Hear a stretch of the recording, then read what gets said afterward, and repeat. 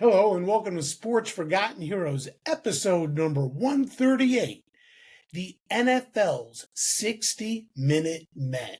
And we're going to do so with an old friend of the podcast, Chris Willis. He recently released a new book from McFarland Publishing called The NFL's 60-Minute Men, All-Time Greats of the Two-Player Era, 1920 to 1945. Now, not too long ago, Deion Sanders played a little wide receiver to go along with his exploits as an all-pro defensive back. Outside of Deion, well, you got to go pretty far back to find a cadre of players who played every single down on each side of the line of scrimmage in every game. Today, we are going to talk about a few of them. What the definition of a 60-minute man is, and really just how special some of them were. Now, for many of you, I think when you think of a guy like Don Hutson, you might be surprised to learn that not only was he a great wide receiver, he was also a terrific defensive back. In fact, one year, he co-led the NFL in interceptions. Or that Sammy Baugh was not only slinging the ball downfield, but he was also one of the game's best punters, and he was also a terrific defensive back who also led the NFL in interceptions. In fact, not only did Sammy Baugh lead the NFL several times in passing yards and twice in touchdowns, he also had 31 career interceptions, and 5 times he led the NFL in punting. And another player that we're going to cover is a two-sport star, Cal Hubbard. Another 60-minute man, Hubbard was also a Major League Baseball umpire. And not only was he inducted into the Football Hall of Fame in Canton, Ohio, he was also inducted into the Baseball Hall of Fame in Cooperstown, New York. So we have a lot to cover on today's show. But before we get there, just a reminder, please follow, rate, and review Sports Forgotten Heroes wherever it is you listen or watch. Okay, enough of that. Let's get into today's show with my special guest, Chris Willis.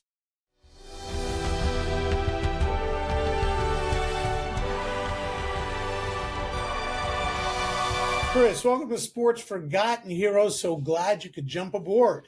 Oh, thanks for having me, Warren. I'm excited to talk a little 60-minute men.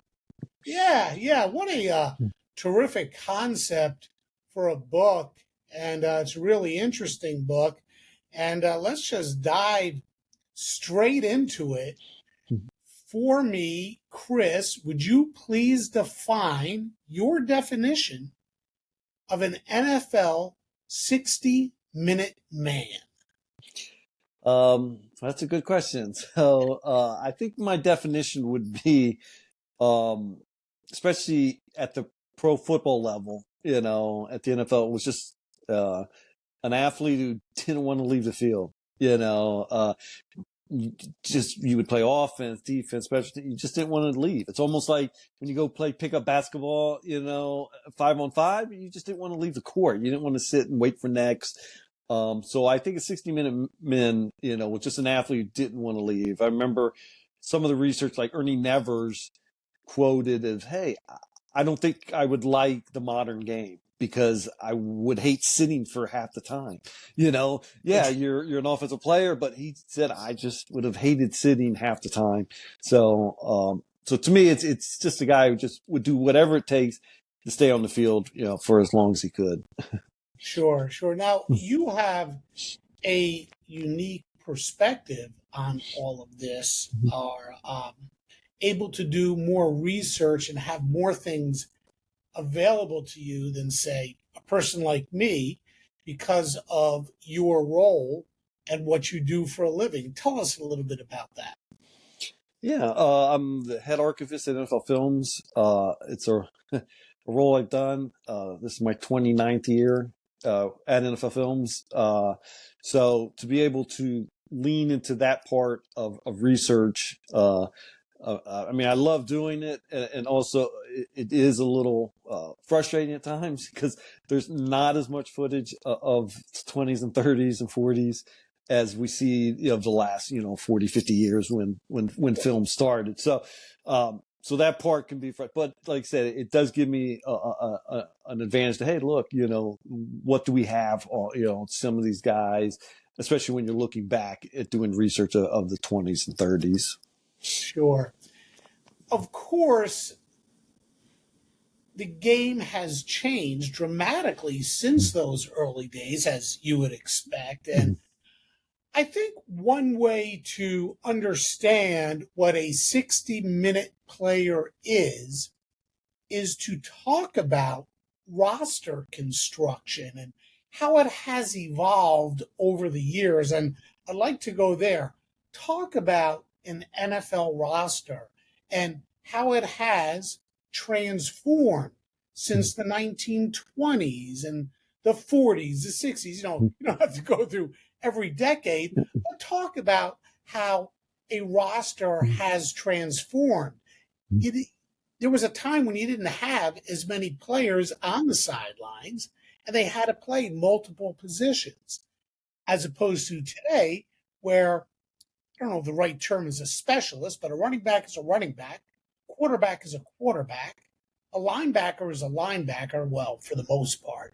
But talk about how the roster has evolved and how back in the day you did play both sides of the ball. Yeah, I mean, that's just the way the game was played. In 1920, like even high school, college, and the NFL, you had roughly 16-man rosters, so, for the most part, you played, 60 minutes and you had a handful of backups, even in the 30s and into the 40s, when it got to like 18 and 24, like you're still limited to what you can do.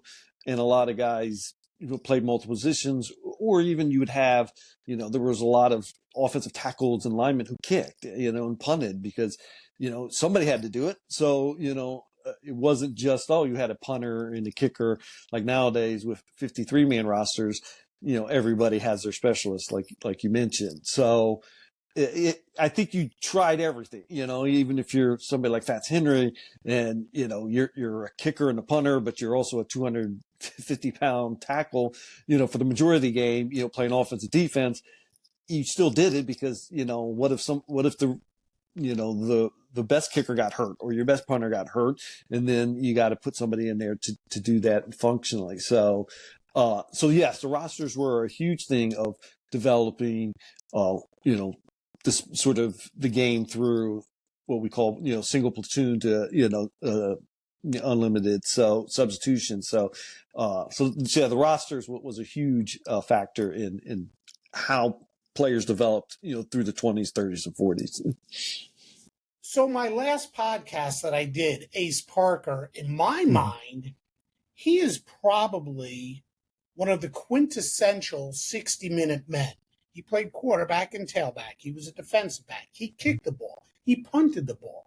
He returned kickoffs. He returned punts. I mean, there is virtually not a single thing on the field, not for 1 second, that he didn't have a position to play. He was what I would call the quintessential, the true 60-minute man.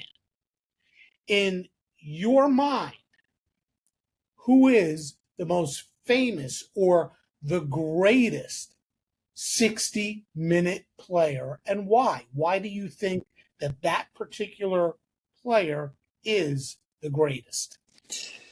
Wow, that's a tough one. But that's what I wrote the book for too. So after sort of just digging in and doing a lot of the research, which was fun to do, of that era, I just love, the era that started the NFL, and I mean, he's on the cover, I just think Dutch Clark, was a tremendous player when, years ago when I started doing a little research and I did a biography on Dutch, I didn't realize how great he was. Some players from the 20s, 30s do get built up a little bit with some of the newspaper writing and the sports writers. So you have to, really dig deep and look at the game. And Dutch, to me, got even better as more research that I did. And I just think he was the perfect player, from that era.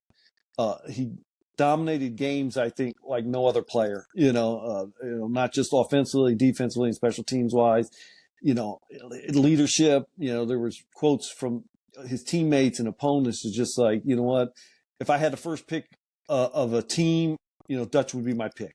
Cal Hubbard said that. Bronko Nagurski said that. And then he just sort of, to me, like I said, is the perfect sort of player of that era. And then in the 1930s, the Associated Press had a football player of the decade. In the 20s, it was Red Grange, which was an obvious choice. But in the 30s, it wasn't quite as obvious, and the Associated Press picked Dutch Clark. This is the same decade that had Don Hudson, Sammy Baugh, Johnny Blood, Mel Hine, like a really great group of players in the 30s, and they picked Dutch, and so to me, you could almost say, that Dutch is to me the perfect player from the 60-minute era. And of course, if anybody wants to learn more about Dutch, Chris and I did an episode of Sports Forgotten Heroes a couple years back, episode number 89, back in 2020. You and I talked about Dutch here on Sports Forgotten Heroes. Who is the last 60-minute player? To me, my research, I sort of cut it off from 1920 to 1945. My reason was I wanted pretty much the players that played 60 minutes against other players against 60 minutes. You could say that Chuck Bednarik was the last of the 60-minute men. And he probably is, like he is. He played 60 minutes in 1960, but he wasn't playing against players who did. So, it's a tremendous feat. It might be a little bit better than some of the feats from the guys, but I wanted it to just say, let's keep it in that era where it was before unlimited substitutions and, some players, because there were some players like George Connor, Charlie Trippi. Bob Waterfield was a rookie in 45, and obviously Chuck Bednarik. So some of these players did go both ways, but they weren't playing against, full rosters that were going 60 minutes. So I just kept it within the sort of 60-minute era. But the choice would be Chuck Bednarik would probably say be the last. I know Dion played a little offense defense in his days. Not sure if he did all 60 minutes at one time, but but those are the players. So, Chris, we are right now at this time of year, what I like to call the transition period, where Major League Baseball and the NFL are both very much at the fore of the conversation for sports fans. Major League Baseball is hitting the home stretch. We're in the final third of the season, almost the final quarter of the season. And NFL training camps, as we are recording this, are starting to, we'll say, wind down, and the season is right around the corner. And so I'd like to start there with someone who participated in baseball and participated in the NFL, and that would be Cal Hubbard. And the reason I say participated is because he was a big figure in both, but he didn't play baseball. He was a baseball umpire. So, what challenges, if you can, what challenges do you think Hubbard faced in transitioning from playing professional football, the NFL, to being an umpire in Major League Baseball, and how did he overcome that?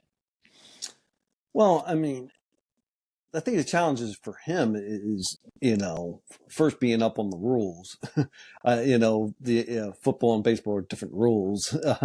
So if you're going to be an umpire, and I think he took it serious, while he was playing, he actually did some umpiring in the summer, even when he was finishing his NFL career. So he enjoyed it. So and he was good at it.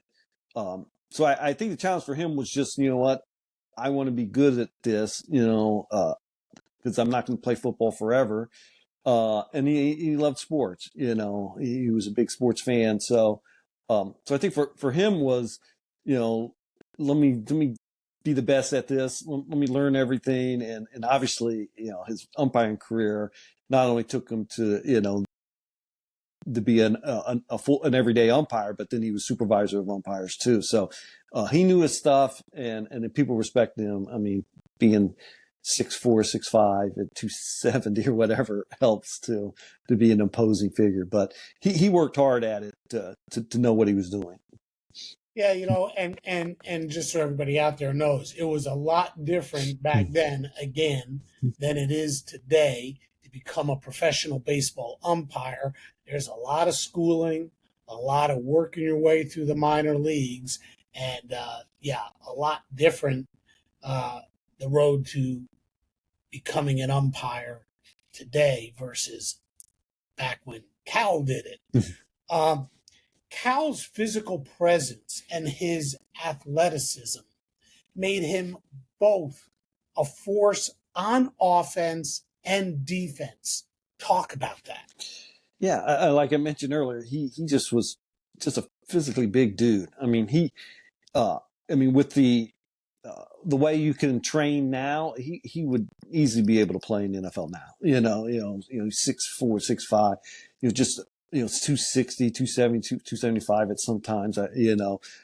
He was just a physically big guy, from the Midwest. So, and he had a little bit of an attitude. There was a lot of quotes and stories about, going at it with players.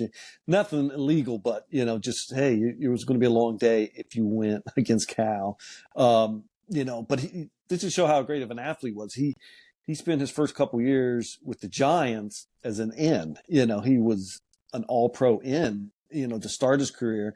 Then he went and played in Green Bay, and he's like, oh, I love this city. This city's great. So he ends up asking to be signed by the Packers, and he goes to sign with the Packers. And then he becomes a tackle on offense and defense, and, just is a big piece of that early Packer dynasty that won 3 straight championships, between 29, 30, and 31. So he was somebody like now you would have to game plan. Oh, we got to stop him, especially on defense. And just because, like I said, he was just physically imposing and he could move for a big guy. Like I said, he was an end, which is different techniques in the two-way end than it is a tackle. End, you got to be able to move and stuff, and you got to be able to catch the ball. You're doing some reverses at times. Whereas tackle, you're pretty much going straight ahead.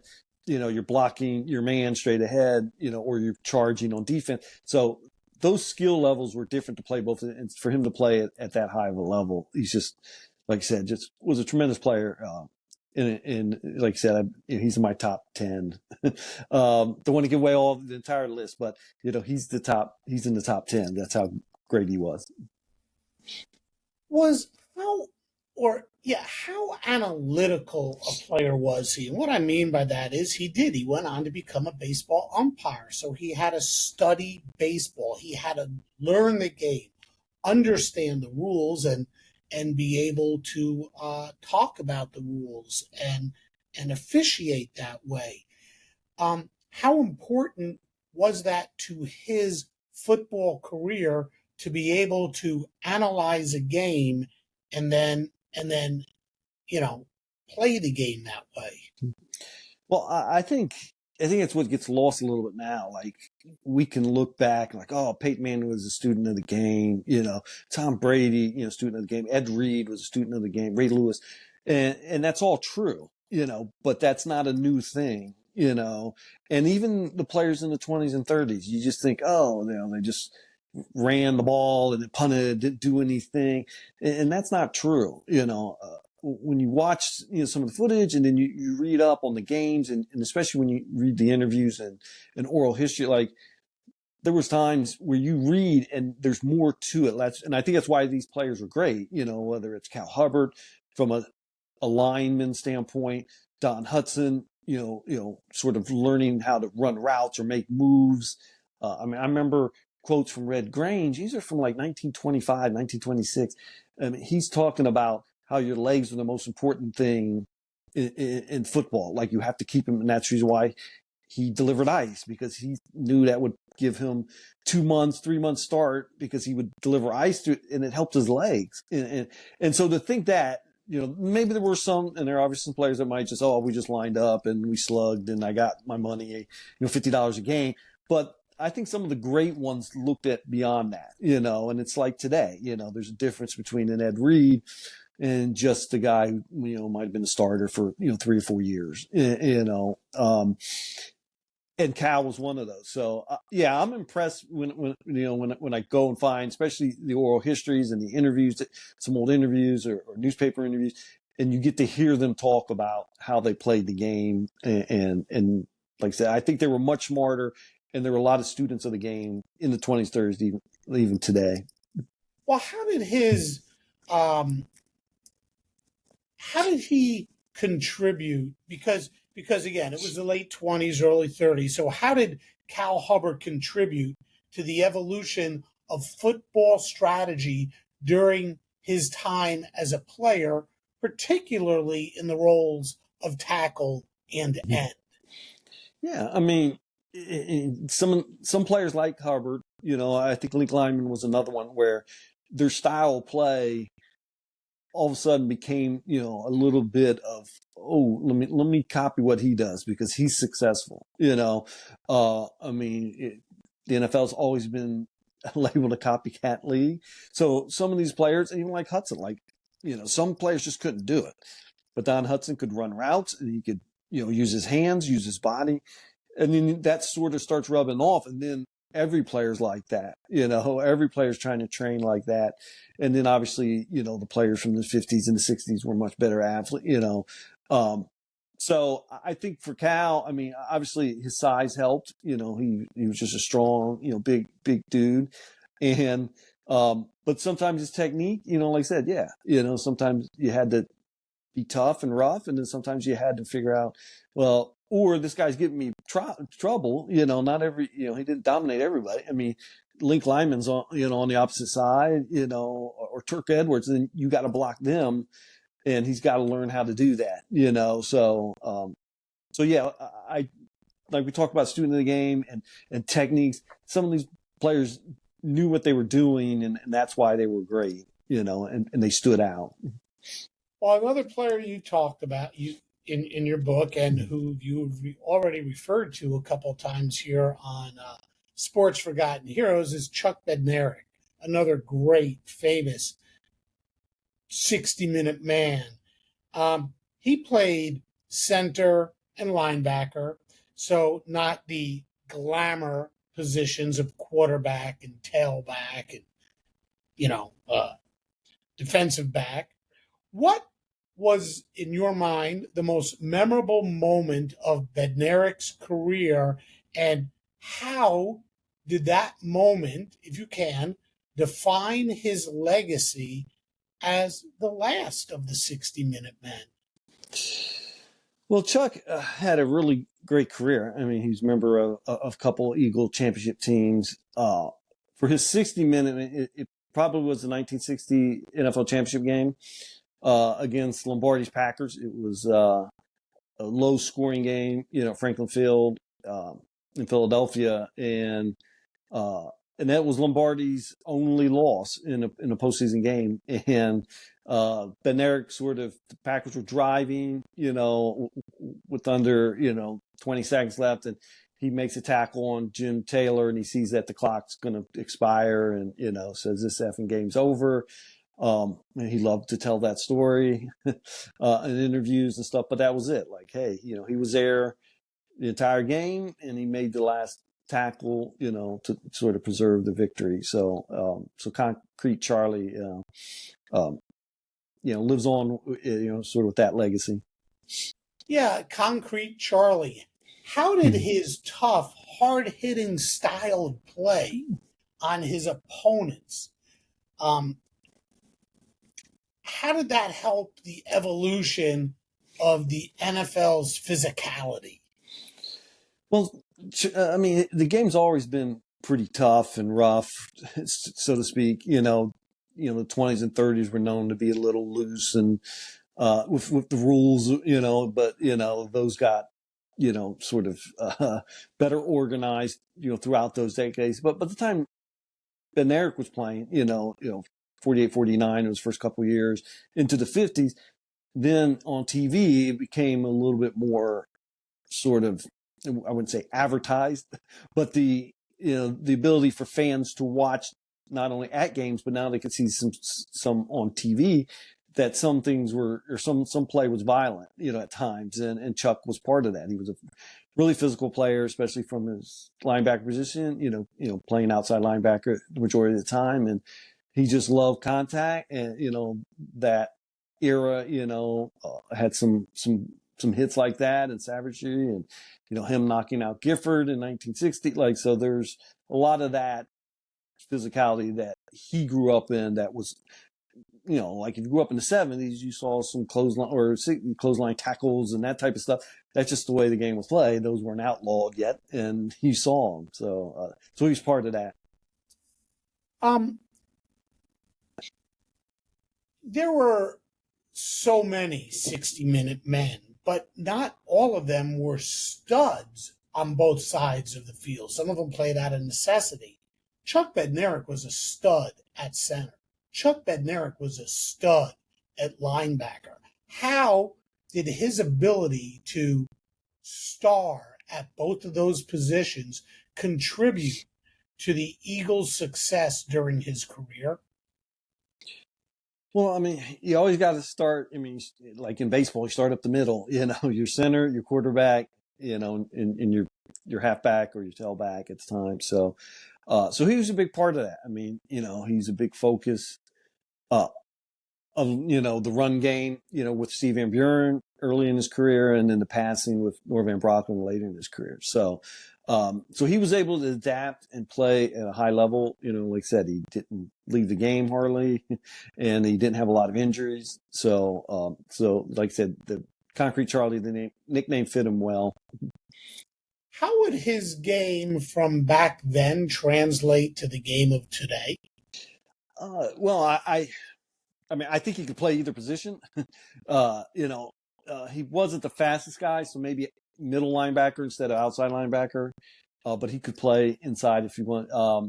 But he'd probably be, a Pro Bowl, All-Pro center easily in today's game. He would, because you got to translate to what they would do today. You just can't take size and speed. Well, he would train like any center would do today, and he would easily, I think, be an upper echelon center. The next player I want to discuss, I think some people would actually find it a little surprising that he is a 60-minute man, and that's Don Hutson. We see the highlights. We hear about how great a receiver he is, but he was also a pretty darn good safety. How did his dual role as a receiver and a safety influence the Packers' strategy and success during his career? Yeah, Hudson's a unique, like you mentioned, he gets so much praise for his sort of offensive work, which is well deserved. The highlights are just unreal compared to other people. Everybody says, you can call that guy's a dog or that guy's a dude. Well, he was a dude back then. You could tell he was better than, 99% of the other players just by the way he walked and the way he ran, the way he caught the ball. But he had some hard knocks on defense, because traditionally ends offensive play, the end position on defense, but his size was a little, not quite where it needed to be, maybe in the 180 and maybe, 190, 195 would have been a little better, like Bill Hewitt or Red Bagro, those type of players, a little bit bigger, maybe a little thicker is the word. So he struggled at end, but then they were like, you know what? Let's move him to, like I said, what you would call like the defensive halfback because they got a player named Larry Craig who played fullback. So what they did was, and this is Lambeau, being a little ahead of his time, he would put Craig at end and he would move Hudson away and would be more in space, where he could cover a little bit more, track the ball. And you see it later in his career. Hudson has a very good interceptions, count and everything you look at it. So he's obviously around the ball. He's making plays. Maybe the tackle total isn't as good as you would see, but he's obviously making more of an impact from that defensive halfback position with takeaways and, pass breaks ups and things like that. So he made himself, I think, a better defensive player. Obviously the change of position helped, but I think Hudson, and he also kicked and he kicked. He didn't do much punting, but he kicked too. And, like I said, was a better, probably all around player than maybe perceived as, he was the greatest receiver until Jerry Rice came along. Well, I think some people would find it surprising, as you alluded to, that he did lead the NFL in interceptions. Ironically, it was 1940. He co-led with Ace Parker. They each had 6. But one year, 1943, he had as many as 8 interceptions in a season. He had 30 for his career. I mean, he could play both sides of the ball for sure. But as a receiver, he was spectacular. There was just something special about Don Hudson as a receiver. Was there anything special that he did, his style, the way he played the game, that helped that position evolve into what it is today? Yeah, I think almost everything he did was to be the best and to, give him an edge. There's some reports and things like, he didn't really wear shoulder pads. And he didn't wear, great knee pads or type, just because he wanted to be as fast as he could.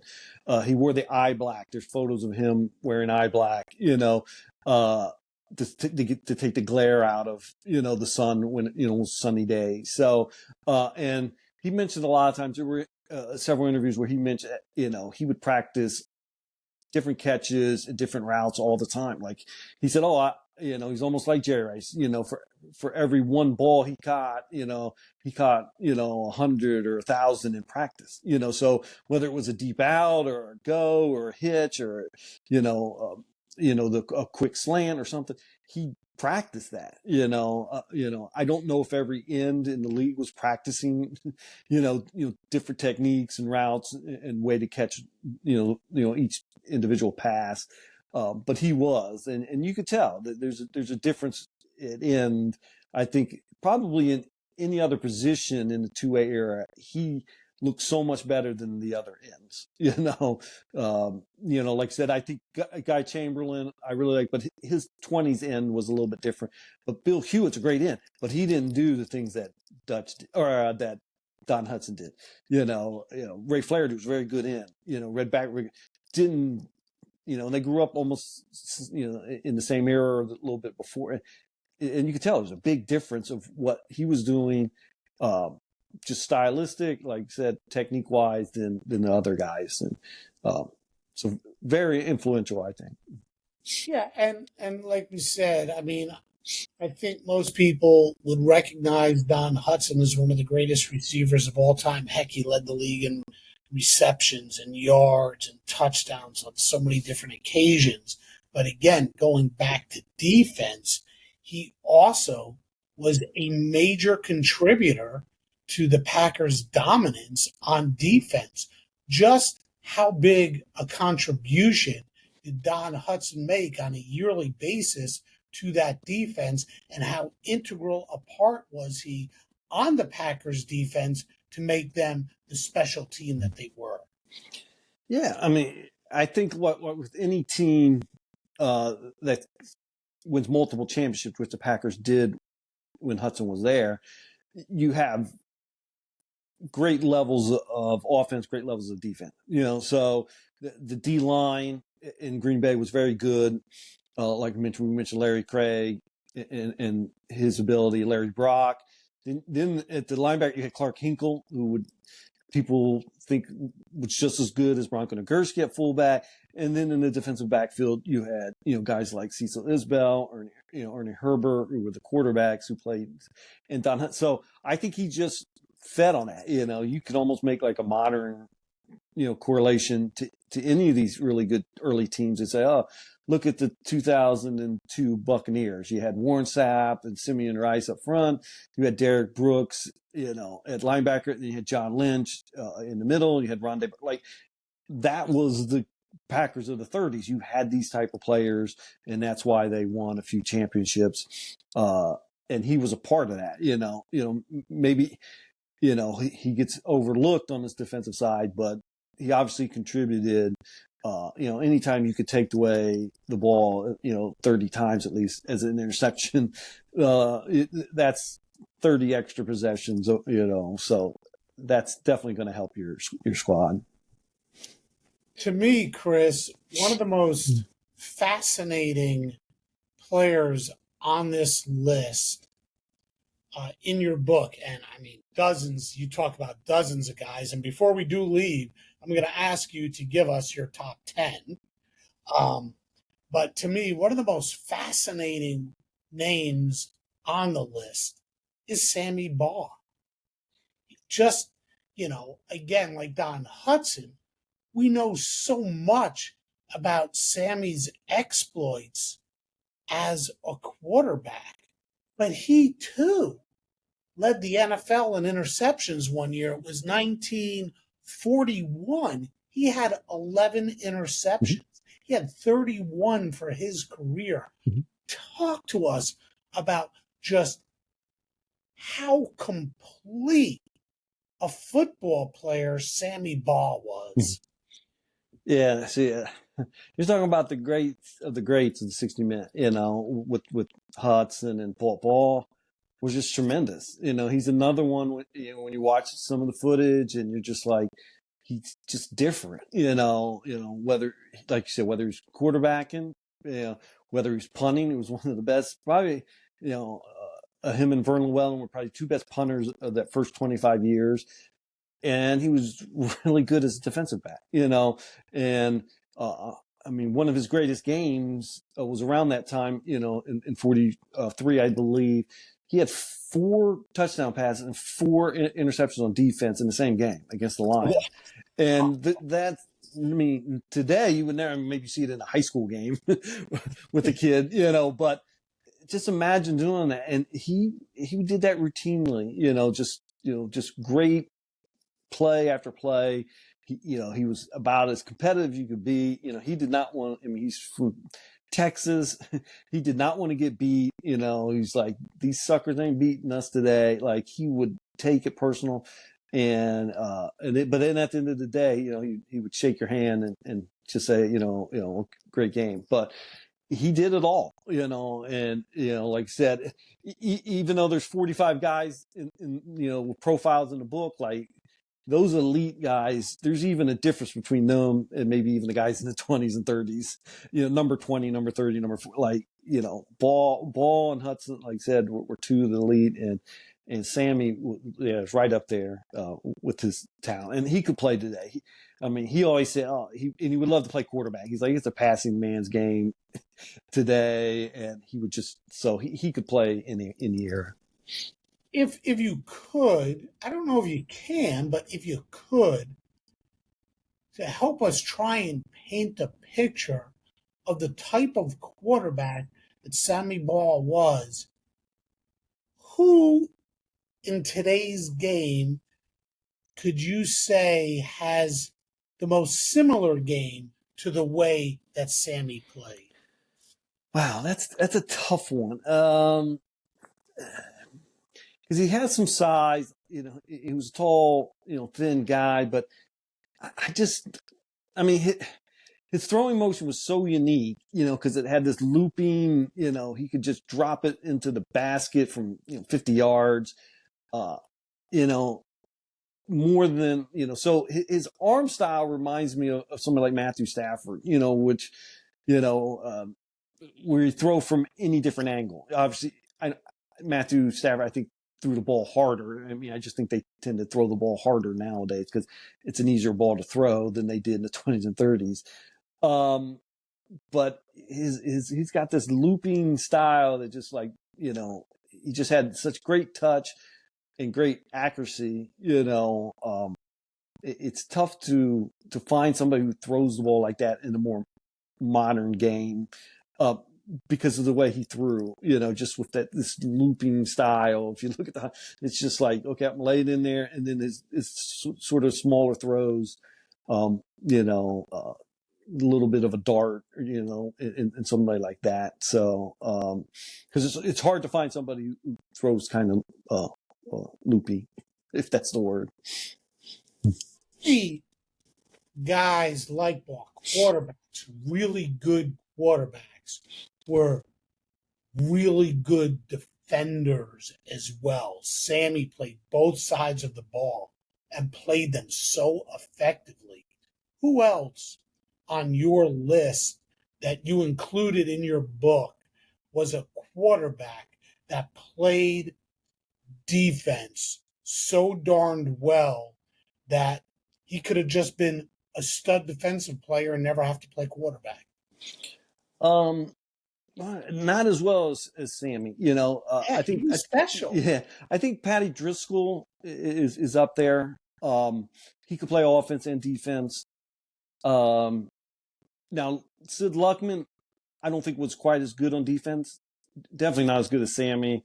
I think it was, and you see in Luckman's career as he got older, he didn't play quite as much defense. You know, once you got, you know, past 45, you know, so.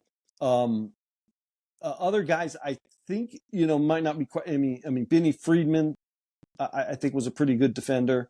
And to me, later, or you know, Ed Donowski of the Giants, on that sneaker team, could play some defense. So those guys kind of stand out a little bit better. But like I said, Sammy's almost heads and shoulders even ahead of the great ones, you know, or the Hall of Famers. You'd be like, oh yeah, he's still head and shoulders above them. Special talents are special talents, and Sammy was a special talent. Any part of his game from back then translate to the game that's played today? No, I definitely think he could play quarterback. He might could play safety, you know, like a free safety. But I also think he would be a full-time punter, you know, so like he could choose his thing. Like, hey, do I want to throw, or do I want to hit, you know, from like a free safety standpoint, you know, cause he could run. I mean, he played minor league baseball. Like he was a very good athlete. But he was about as good a punter too. So he could easily be, you know, an all pro, probably at all three, you know, at that level. Okay, the last two on my list, we'll start with this one. These are two of, I think, the biggest, most familiar names in football history. And we're going to start with Bronko Nagurski. I mean, just the name says football, you know? Mm-hmm. Absolutely. How did Bronko's unique combination of power and athleticism make him one of the most feared players of his era, perhaps one of the most feared players of all time? Yeah, Bronco's just a great character, and was just a great player. I mean, he just combined all his natural gifts. I mean, he's 6'2", almost 6'3". He's 235, I think, at his prime, you know, and could probably outrun in any back, you know, maybe a handful back, you know. So he had the perfect combination of size and speed. I mean, the NFL Combine would love him nowadays because he would just like, oh my God, here's a guy 6'3" and, you know, 230 and runs this fast and does, you know, the agility this well. So, I mean, he turned out to be a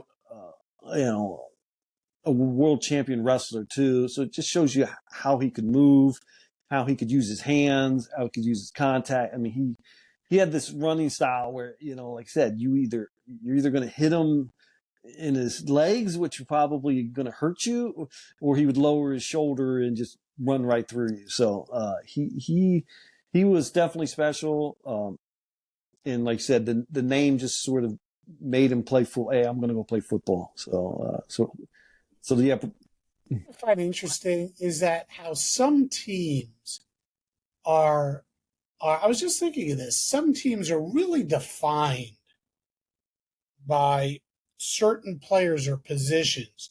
You know, when you think of the Chicago Bears, you always think about the toughness, and you think about them over the period of time where they had Nagurski, and they had Dick Butkus, and they had Mike Singletary, and then they had Brian Urlacher. They always have these tough defenders. You know, it's the monsters of the Midway. It fits the Chicago Bears.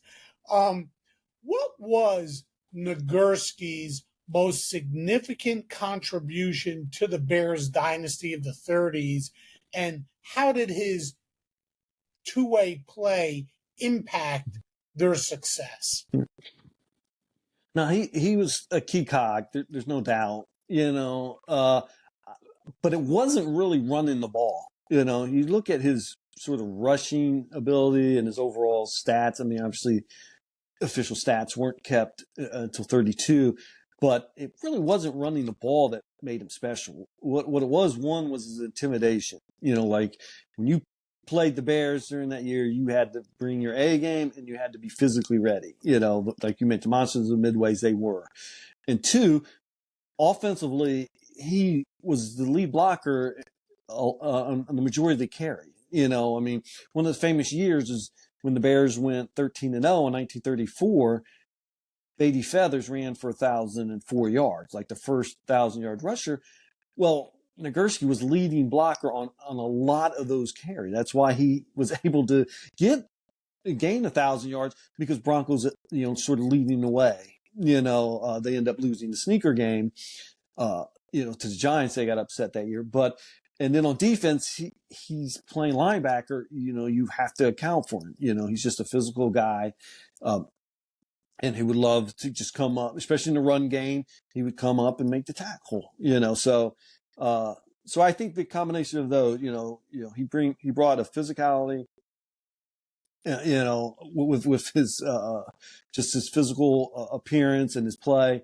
And like I said, I think his underrated thing is his lead blocking. Cause now, maybe he's more Moose Johnston, in today's game.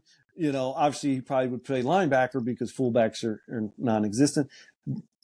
There's a quote, I believe it was Red Grange would always say, because he always mentioned that Bronco was the best player he played with and against, bar none. And he said that, this is like in the 1970s when he says a quote. So he's like, Bronco's a combination of Dick Butkus at linebacker and Larry Zonka at fullback. And I can see both. I can see, like Bronco probably would have been better in the 70s and 80s because he would have been able to play fullback and carry the ball, a lot more. Nowadays, I think he would be a linebacker. They would just say, I'm going to be, outside or inside, maybe he's Brian Urlacher, because he's got the similar size. So many stories about Bronco. Is there one or two that stand out to you that you can share with us? Yeah, I think Bronco. The thing about Bronco rarely talked. You think somebody is that big, but he rarely talked. He let us play. Sort of do the talking. I think the most tremendous thing that Bronco did was in 1937, where in the summer of 1937 he wins the World Heavyweight Championship Wrestling title. And there's a responsibility being the world champion. So, which when I did the research, I'm like, okay, what is the response? And that means you're wrestling like 3 times a week, So near the end of the summer, as football's starting to come up, he's like, I can make more money being the wrestling champion of the world and going to all these cities. I mean, it would be West Coast, South, East, anywhere. And House was like, no, we got a championship team. We need you here. So they came to agreement where, like, if you see his 1937 schedule, he would wrestle in Los Angeles and Salt Lake City on Tuesday and Thursday. He would fly to the city that the Bears were playing in, or Chicago on Saturday, play on Sunday, and then might have a match on Monday or Tuesday, like in Philadelphia or Washington or, Omaha. Like, it was a ridiculous schedule they was doing. And the Bears went to the championship game in 37. They end up losing to Sammy and Washington. But that schedule is just a juggernaut. Like, I was so impressed with what he did. Just think about how in shape you have to be, how mentally tough you have to be, how physically fit you have to be to do all that. I mean, that speaks volumes to the type of player that Bronko Nagurski was, the type of athlete that he was. I mean, it's not just about being good at that point. You got to be strong. Oh, absolutely. I mean, he's 235 pounds. Big guys usually tend to wear down, but like, even if you're, wrestling for 20 minutes, 25 minutes, sometimes those matches will go 30 minutes and he would win and stuff. They're not like super staged today. But that was hard. And like I said, he's traveling too. He took some early airplane. Like I said, those schedules were like Los Angeles and then Salt Lake and then come back to Chicago. Like, it's not like he's just wrestling around Chicago and Milwaukee or something like that. Like, no, he's physically have to get, on a plane and travel and then do a 30-minute match. And then 2 days later, do another 30-minute match, against another 230-pound guy. It's not like he's beating up on some 180-pound wrestlers. No, it's the heavyweight division. So he's, going up and then play a 60-minute football game at the highest level. And obviously at 37, he did not disappoint. He wasn't like sitting half the time. No, he would play the entire game. And the Bears, like I said, they won the Eastern or the Western Division that year. They end up losing to Washington and Sammy in 37. But it's just a tremendous achievement when you look at what he went through. The next player I want to talk to, and you just said his name, is a guy who also was a star for the Bears, Red Grange, another legendary name. How did his decision to and he played during the formative years of the NFL. So how did his decision to join the NFL influence the league's popularity and the league's legitimacy in the 1920s as the league is becoming the league and ultimately, what it is today. But Red was so important in the formation, the evolution of the NFL. Yep, he's star number one. He's probably my favorite, but he did. Everybody says, he saved the NFL. He didn't save the NFL. The NFL was going to continue. What he did was, when he turned pro, went on the barnstorming tour, is he elevated pro football and in turn the NFL with the media coverage and the publicity and just knowing, hey, there is pro teams playing on Sunday that are called the Chicago Bears and the New York Giants and the Frankfurt Yellow Jackets. Like, and he took the game. They played exhibition games in Florida and New Orleans and, California and LA. So those communities who had only read about him at Illinois now get to see him play pro ball and see the level. Oh, wow, this is pretty good. So the level of the sport and the media coverage and just the attention is what sort of his lasting legacy. And also, I think, which gets lost because that part is important enough. That would say, that elevated the NFL and he's the first player to do it. But he also made it cool to play pro ball. Like, up to that point, it wasn't quite, did you see now? Now you're 21, 20. I'm sorry to interrupt, but college was the game. Yeah. It was college football. Pro football was, I don't want to say an afterthought, but it wasn't what it is today. In fact, baseball was the game, Major League Baseball. Mhm. Then it was college football. And maybe in some instances, college football might have been even more popular. Boxing was more popular than Golf. pro football. Golf. Golf Yeah. was more popular. Mhm. Pro football was down the ladder. Yeah. And he helped Yeah. make it, go on. I'm sorry. No, I was just saying, because what it did was, up to that point, the NFL had a few stars. Paddy Driscoll was playing. Fritz Pollard was playing. Jim Thorpe was an old Jim Thorpe, but some All-Americans didn't even sniff the NFL. No, I'm going to go work. I'm going to, become a businessman. I'm going to run my own business or do this. And all of a sudden when Red, they're like, because Red was the Mr. All-American. He was the good guy, Wheaton Iceman, would work summers to make a living. And now players like Ernie Nevers, George Wilson, who played against Red on the Barnstorming Tour, thought, well, if Red can play in pro football in the NFL, then it'll be okay for me. It made it more accessible. And then in ensuing years, a lot of the players then started thinking about Bronko Nagurski in 1930, Mel Hine, all these players who were then All-Americans would say, well, that is an option now, where before a lot of the All-Americans, might have just skipped it and say, I'm going to be water camp and I'm just going to, stay at the college and have my name, but instead of, soiling it for money. Well, that definitely changed in the 20s and into the 30s, where then some of the better players like a Don Hudson, like a Sammy Baugh, those type of players, would come into the league, Dutch Clark, and say, hey, I wanted to prove I could be good or I could play against the best, because Red did it first and sort of opened the door. And I think that gets a little lost more than, the publicity part of it, which obviously helped the NFL.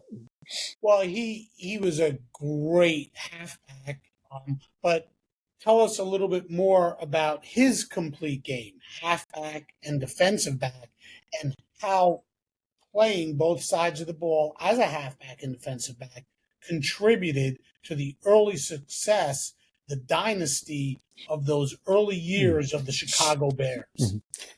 Yeah, I think Red wasn't as good a pro as he was a college player. His 3 years at Illinois is just off the chart. And to somebody who could say, oh, who's the greatest player ever to come out of the University of Illinois, people might say Buckus, but here we are 100 years later, and it's still Red Grange. Red Grange is still, the greatest player in that school's history. And then he has the knee injury his second year, 1927. But I think what gets lost is, just like we talked about Hudson and being a student of the game, he loved football so much, he made himself into a great all-around player, and anybody would want him on their team, especially in the 30s. And obviously he helped the Bears win back-to-back championships in 32 and 33. And it was mainly because he could score. He was really good around the goal line, and he was probably the best defensive back, for 5 or 6 years with the Bears. Like, there was quotes by Curly Lambeau just saying, we can't throw over him. We stay away from him. And he was, and that's what made him somewhat of an all-pro player, those couple of years. It wasn't his run. It wasn't his open field run. He had lost his speed and some of his maneuverability. It was because he could throw a pass. He could score when it needed to be inside the 5, and he played defense as well as anybody, in the early 30s. And so he's not quite as high on my list as I'd like him. But he became a better all-around player than what people think, especially his NFL career. He was a better all-around player than he was just an open field runner. Well, I think that, we could talk much more in depth about each of the players that we talked about today. And obviously the name of my podcast is Sports Forgotten Heroes, and names like Bronko Nagurski and Red Grange are not necessarily forgotten.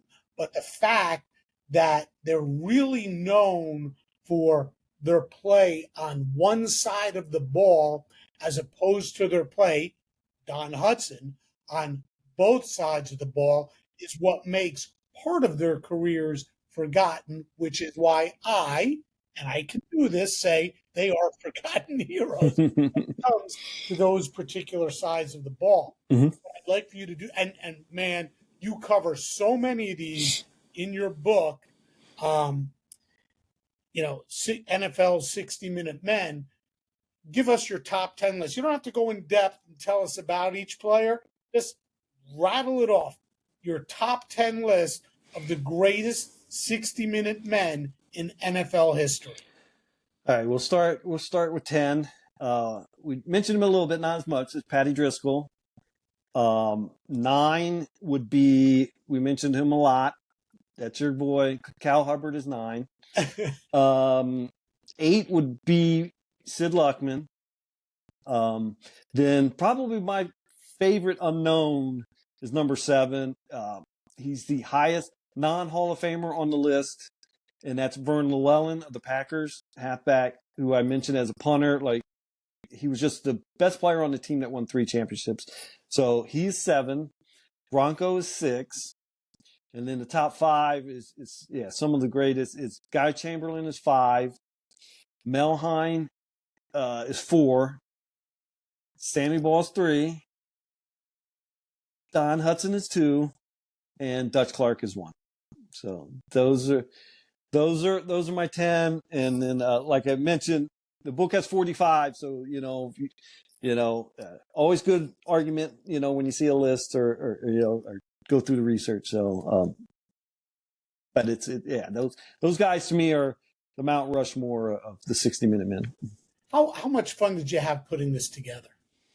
It was great. I started a series of articles in 2019 for John Turney's site, Pro Football Journal, and that got me started. But I just did like a top 20 and like a little blurb of each guy, and I liked it. And I'm like, you know what? Maybe there's more here, and I could have the players talk about each other. That's why oral histories and footage and that type of stuff. So it took me like a year and a half to do a lot more detailed research, and but enjoyed it a lot because it actually made me learn more about these players than ever before. And like I said, and like you with your forgotten heroes, I don't want them to be forgotten because we all enjoy the game today. We love watching it. We love reading about it.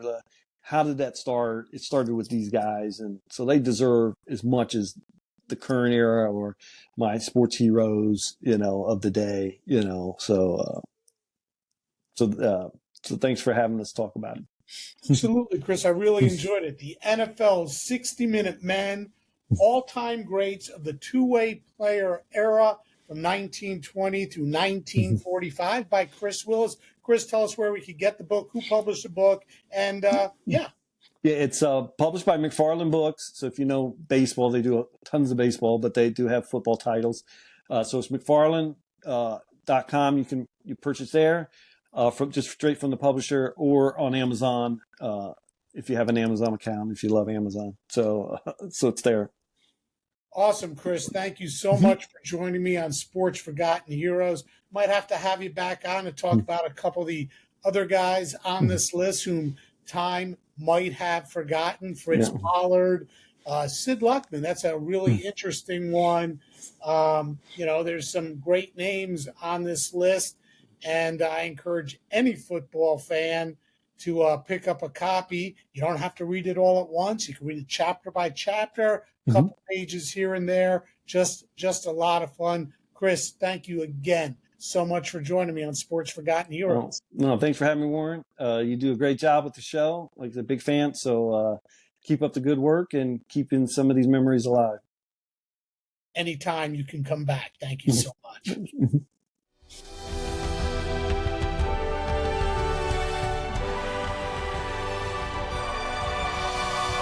Some of the other 60-minute men Chris covers in his book include the great Duke Slater, Guy Chamberlain, Ernie Nevers, Jack McBride, Red Dunn, Ox Emerson. There's so many.